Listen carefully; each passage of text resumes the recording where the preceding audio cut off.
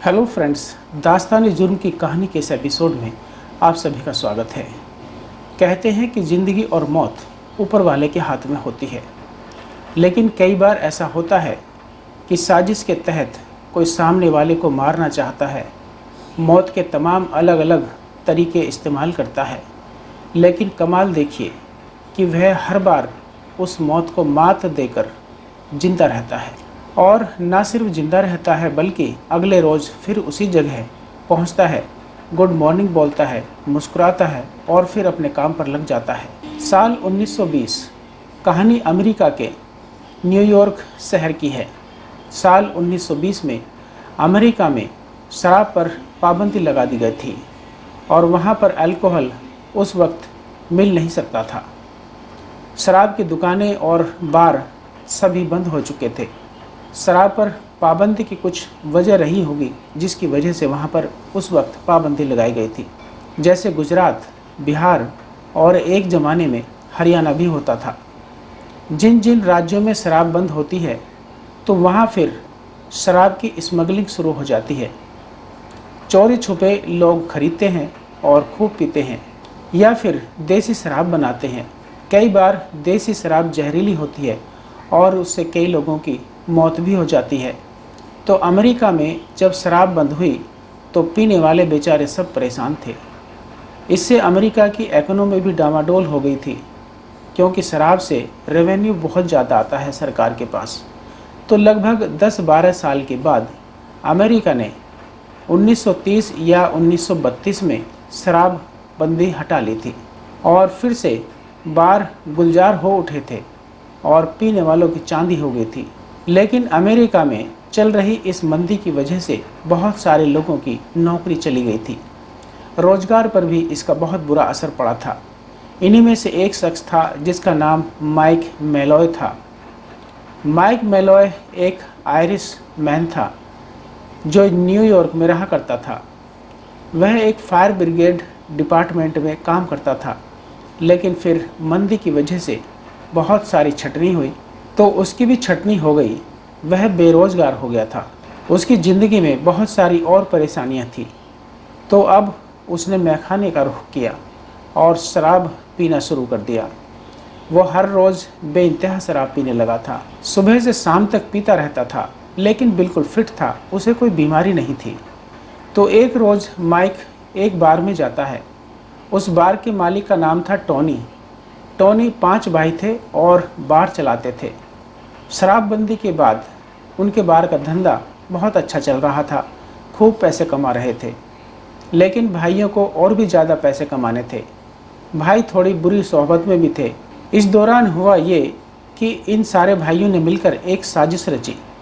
दरअसल उस वक्त बहुत सारे क्राइम अमेरिका में बढ़ गए थे, इसलिए उन्होंने एक महिला का इंश्योरेंस कराया और इस महिला का इंश्योरेंस उस वक्त करीब $2500 का था। ये घटना 1932 की है और उस वक्त $2500 बहुत ज़्यादा अमाउंट होता था। उसके बाद उस महिला को शराब में कुछ मिलाकर पिला दिया गया और महिला की मौत हो गई। उस महिला का नॉमिनी वो खुद बने थे। फिर डॉक्टर और इंश्योरेंस एजेंट को कुछ पैसे खिलाए, उनको रिश्वत दी और इन सब की मिलीभगत से इंश्योरेंस के सारे पैसे उनको मिल गए। इसके बाद वो बहुत खुश मौज मस्ती करते हैं, पार्टी करते हैं और उनको लगा कि ये बहुत आसान तरीका है पैसे कमाने का। अब इतने सारे पैसे मिलने के बाद इन सारे भाइयों में खुशी की लहर दौड़ गई थी। अब भाइयों को लत लग गई थी और ज़्यादा पैसा कमाने की। ये उनको बिल्कुल आसान तरीका लगा था पैसे कमाने का। उन्होंने सोचा कि एक का तो हमने इंश्योरेंस का पैसा ले लिया और अब हम दूसरा शिकार ढूंढते हैं, क्योंकि इंश्योरेंस एजेंट उनके साथ था, पुलिस वाले भी उनके साथ मिले हुए थे।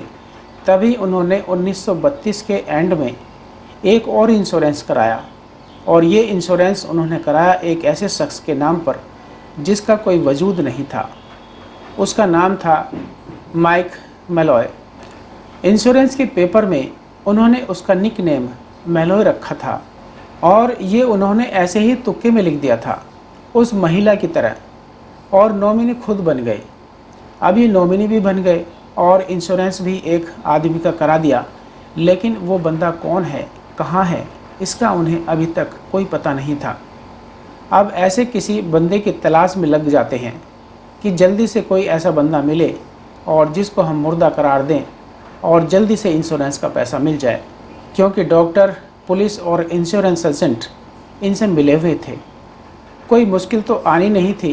तब जल्दी से जल्द तलाश करने लगे कि कोई ऐसा शख्स मिले जिसको मारे भी और मर्डर का शक भी ना हो।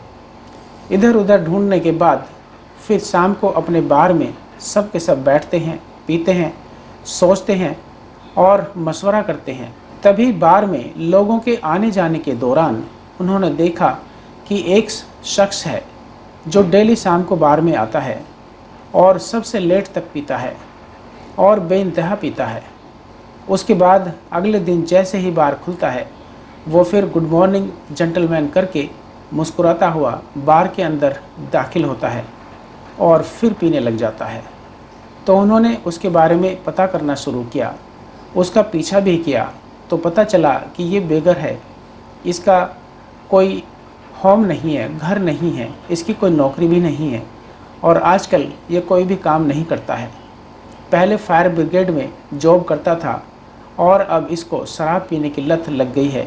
अचानक उन्हें लगा कि ये शख्स बहुत ही बेहतरीन है और हमारे काम का है, जिसको हम इंश्योरेंस के नाम पर मार सकते हैं और पैसे कमा सकते हैं। अब इन्होंने उसको टारगेट किया और जैसे ही वो बार में आया तो इससे दोस्ती करनी शुरू कर दी। 1-2 दिन की दोस्ती के बाद उससे कहा कि आप हमारी तरफ से पियो। बड़ी खुशी से माइक पीने लगा। उसको बहुत खुशी हुई ये जानकर। अब अचानक इनको लगा कि इस शख्स को शराब पिला पिला के मार देंगे और इंश्योरेंस के पैसे ले लेंगे। उधर कुछ पैसों के लिए डॉक्टर, इंश्योरेंस एजेंट और पुलिस वाले भी तैयार बैठे थे। इस बार उन्होंने $3500 का इंश्योरेंस कराया था। अब माइक बार में डेली आए और खूब शराब पिए, इन लोगों से बात करे। फिर टोनी और उसके भाइयों ने कहा कि सुनो, तुमसे अब हमारी दोस्ती हो गई है, तुमसे हमें बहुत ज़्यादा मोहब्बत है। इस बार में तुम्हारे लिए शराब बिल्कुल फ्री है, तुम जितना चाहो पी सकते हो, बिल हम देंगे, आपको बिल की चिंता करने की कोई ज़रूरत नहीं है। अब माइक बहुत खुश हुआ। वो रोज़ बार में आए और ये लोग जानबूझकर उसको खूब शराब पिलाएं। उन्हें लगा कि इतनी तरह की शराब पी रहा है, उसमें पता नहीं कौन कौन से और क्या क्या केमिकल हैं, ये बहुत जल्दी ही मर जाएगा। इन्होंने 15-20 दिन तक उसको खूब शराब पिलाई। रात को उसे शराब पिलाते, विदा करते और फिर उसका इंतज़ार करते और उसके ठिकाने पर भी जाकर देखते थे कि शायद आज वो मर चुका होगा, क्योंकि उसका ठिकाना नहीं था, घर नहीं था, वो कहीं फुटपाथ पर ऐसे ही सो जाया करता था।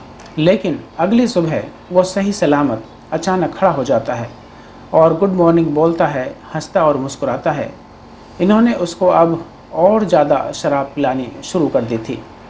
अब उसके बाद इन्हें लगता था कि आज ये मर जाएगा। 1-2 बार उसको देखने के लिए भी गए, जहाँ पर वो रहता था, जहाँ पर वो सोता था। वो वहाँ एक दिन दिखाई नहीं दिया। उन्होंने कहा कि चलो, आज वो मर चुका है। लेकिन अगले दिन फिर सुबह वो गुड मॉर्निंग बोलता है और मुस्कुराते हुए माइक फिर बार में आ जाता है। अब उन्हें लगा कि इसको इतनी शराब पिला चुके हैं, इस पर इतने पैसे खर्च कर चुके हैं, लेकिन यह तो मरा ही नहीं।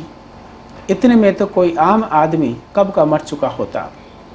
उन्होंने कहा कि ये ऐसे नहीं मरेगा, अब इसके लिए कोई दूसरा तरीका ढूंढना पड़ेगा। अब इन्होंने कहा कि इसकी शराब में धीरे धीरे कुछ केमिकल या पॉइजन टाइप की कोई चीज़ मिलाते हैं ताकि ये जल्दी ही मर जाए। अब इन्होंने एंटी फ्रीज नाम का एक केमिकल उसकी शराब में मिलाकर उसे पिलाना शुरू कर दिया और ये तय हो गया कि 2 से 3 दिन में इस केमिकल को पिएगा और इसके बाद माइक मर जाएगा। उन्होंने 2-3 दिन में एंटी फ्रीज के खूब सारे डोज शराब में डाले और उसको खूब पिलाई और ये उम्मीद की कि अब ये 3-4 दिन में मर जाएगा। लेकिन वो चौथे दिन मुस्कुराता हुआ, गुड मॉर्निंग बोलता हुआ बार में फिर पहुंच जाता है। अब वो सब हैरान और परेशान। उन्होंने कहा कि ये बंदा है कि क्या है। अब उन्होंने उसे दूसरा टारकोलिन नाम का केमिकल शराब में मिलाकर पिलाना शुरू कर दिया। शायद आप जानते होंगे कि टारकोलिन पेंट में मिलाया जाता है घरों में जब रंगाई पुताई होती है तो टारकोलिन का इस्तेमाल किया जाता है। वो टारकोलिन की अच्छी खासी मात्रा शराब में डालकर उसको खूब पिलाते हैं और सोचते हैं कि अब तो इसका पेट, लीवर, गुर्दे सब खत्म हो जाएंगे, सब खराब हो जाएंगे। अब तो टोनी ब्रदर्स बड़े सुकून में थे कि चलो आज रात तो ये मर ही जाएगा और इंश्योरेंस के पैसे भी आ जाएंगे। लेकिन वो बंदा अगले दिन फिर मुस्कुराता हुआ, गुड मॉर्निंग बोलता हुआ बार के अंदर आ गया। अब ये उससे चिढ़ गए थे कि मामला क्या है, मर क्यों नहीं रहा। और फिर उन्होंने कहा कि अब ये टारकोलिन से भी नहीं मरेगा। तो उन्होंने अब मेथनॉल नाम का एक और केमिकल लिया और कहा कि इसको ट्राई करते हैं, इससे तो वो पक्का मर ही जाएगा। अब उन्होंने तीसरा केमिकल मेथनॉल शराब में मिलाकर उसको खूब पिलाया, पर क्या मजाल कि जो माइक मर जाए। वो फिर अगले दिन मुस्कुराता हुआ और गुड मॉर्निंग बोलता हुआ बार में आ जाता है। अब ये टोनी और उसके भाई सब बहुत परेशान और बिल्कुल हैरान कि ये आदमी मरने का नाम ही नहीं ले रहा है, अब क्या करें। अब उसके बाद उन्होंने एक और केमिकल का इस्तेमाल किया, इससे आदमी के मरने की पूरी गारंटी थी। अब इस केमिकल को शराब में मिलाने से ये प्रॉब्लम थी कि शराब में मिला कर देंगे तो शराब का कलर बदल जाएगा और कुछ उसमें स्मेल भी आएगी। तो ये तय हुआ कि चलो पहले उसको शराब पिलाते हैं और केमिकल किसी चीज़ में मिलाकर खिला देंगे। फिर एक दिन उन्होंने ऐसा ही किया। उन्होंने सैंडविच में वो केमिकल डालकर उसको दे दिया और कहा कि इसको खाओ। माइक ने सैंडविच खा लिया और ये सब उसको देख रहे हैं कि कहीं उसको शक ना हो जाए। जब माइक नशे में था तब उसको सैंडविच खिलाया था। टोनी और उसके भाई को लगा कि आज तो ये ज़रूर मर जाएगा। पूरा सैंडविच खाने के बाद वो फिर से रिक्वेस्ट करता है कि एक और सैंडविच मंगवा दो। टोनी और उसके भाई बहुत खुश हुए कि चलो और खा लो। माइक 2-4 सैंडविच और खा जाता है। अब इन्हें लगा कि आज रात तो माइक पक्का मर जाएगा और कल इधर आएगा नहीं। लेकिन अगले दिन फिर मुस्कुराता हुआ, गुड मॉर्निंग कहता हुआ बार के अंदर दाखिल होता है। अब तक इन्होंने 6-7 तरीके उस पर अपना लिए थे। इन्होंने कहा कि ये अब इस तरह से नहीं मरेगा, इसका कुछ और ही करना पड़ेगा। एक रोज़ फिर उन्होंने कहा कि अब सिर्फ शराब पिलाने और केमिकल और ये छोटी मोटे जहर देने से कोई मतलब नहीं, इनका कोई इसके ऊपर असर नहीं होगा, इसको किसी दूसरी तरह से ही मारना होगा। न्यूयॉर्क में उन दिनों -26 का टेम्परेचर चल रहा था। उन दिनों बहुत ठंड पड़ रही थी। तो एक रात माइक को बुलाया और उसको खूब शराब पिलाई और इतनी पिलाई कि उस दिन उसने अपना होश खो दिया। इसके बाद उसको वे लोग उठाते हैं और ले जाकर न्यूयॉर्क की एक सुनसान सड़क पर अपने बार के करीब डाल देते हैं और उसके सारे कपड़े उतार लेते हैं। इसके बाद उसके ऊपर कई बाल्टी ठंडा पानी भी डाल देते हैं और ये सब करने के बाद वो अपने घर वापस आ जाते हैं। एक बंदा जो -26 डिग्री टेम्परेचर में खुले आसमान के नीचे पड़ा हुआ है, उसके शरीर पर कोई कपड़ा भी नहीं है। अब अगले दिन इन्हें लगा कि कहीं से कोई खबर आएगी कि सड़क पर एक बंदा पड़ा हुआ था, ठंड में सिकुड़ कर मर गया, लेकिन कोई खबर नहीं आई। अब ये उस जगह पहुँचे जहाँ पर ये उसको रात में डालकर आए थे। तो उन्होंने देखा कि वहाँ पर कोई है ही नहीं। उन्हें लगा होगा कि म्यूनसिपलिटी वाले लोग माइक की लाश को उठाकर ले गए होंगे। शाम हो गई, माइक आया नहीं। अब ये पहली बार सब खुश हो रहे हैं और पार्टी कर रहे हैं।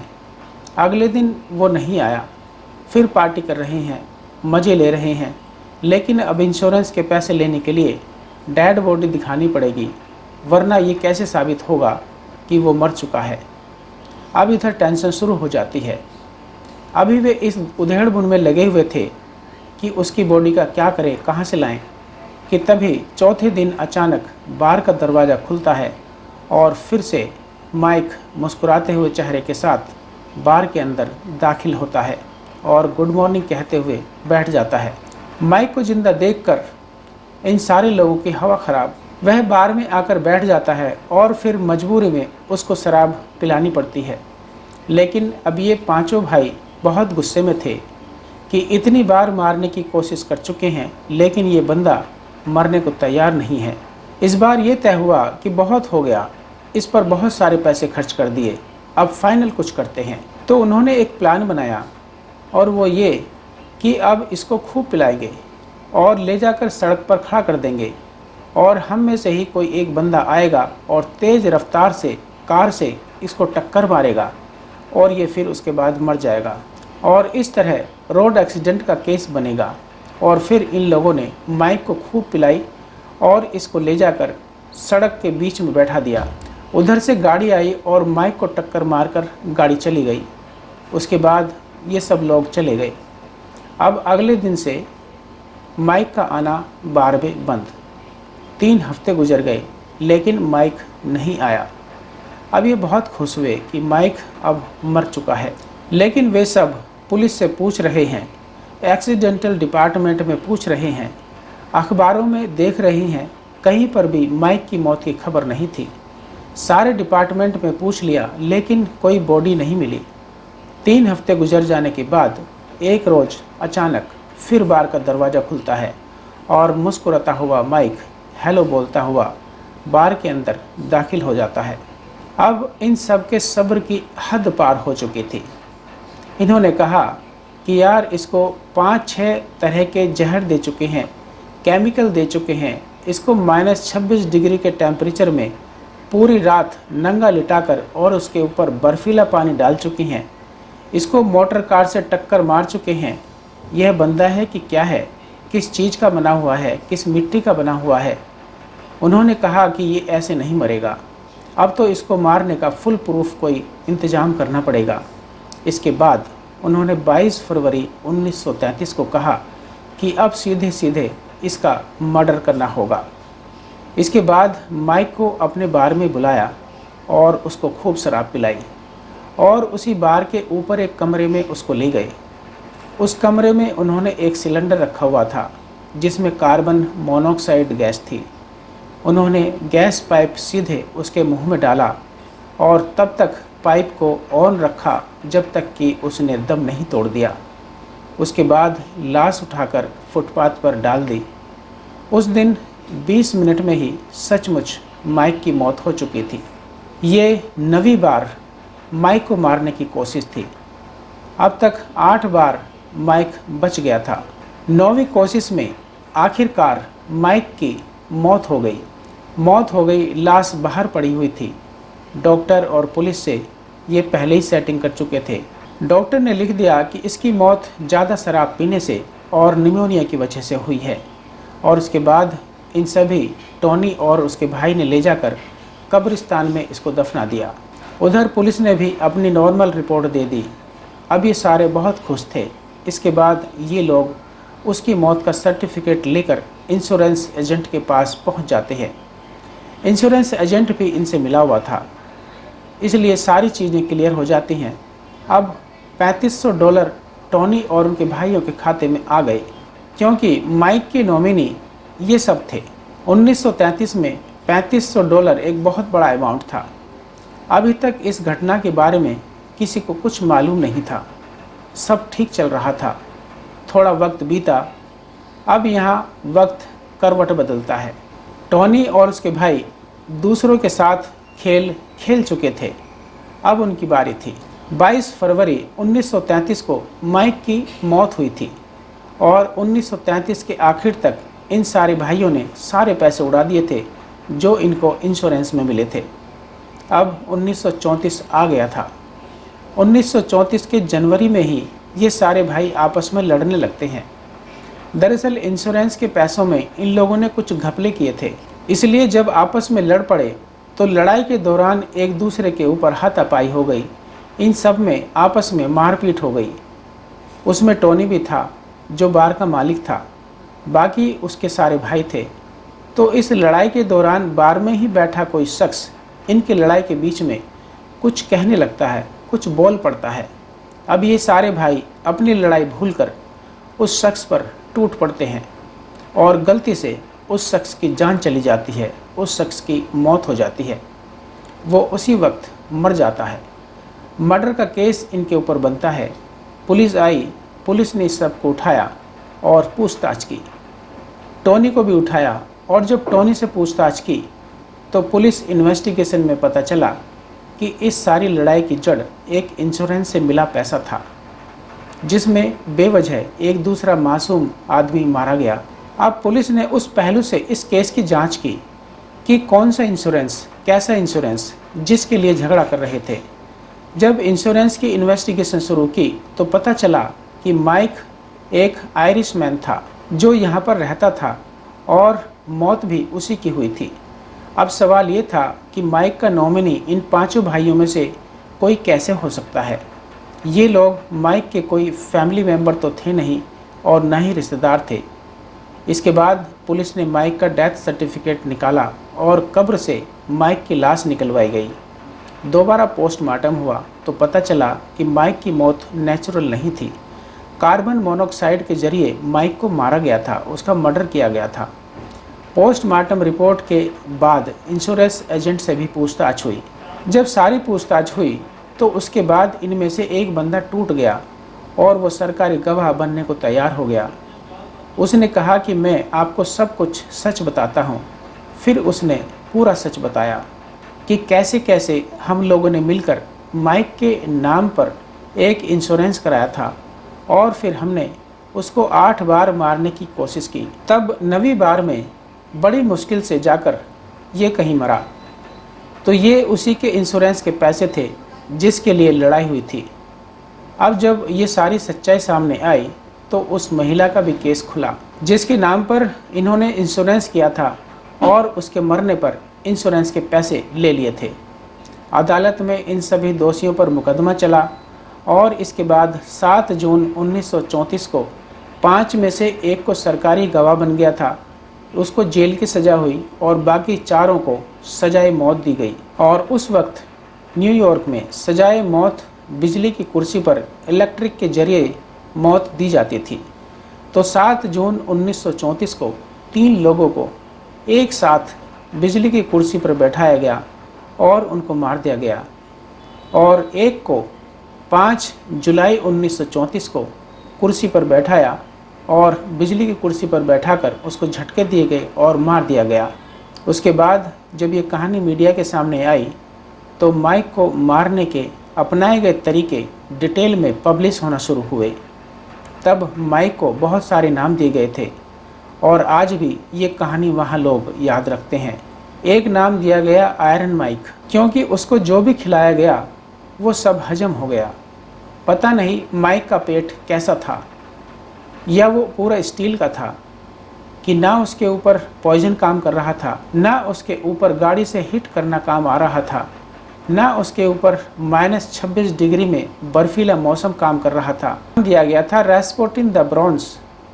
एक नाम दिया गया था माइक द ड्यूरेबल, जिसने मौत को 8 बार धोखा दिया था। तो ये थी वो कहानी न्यूयॉर्क की।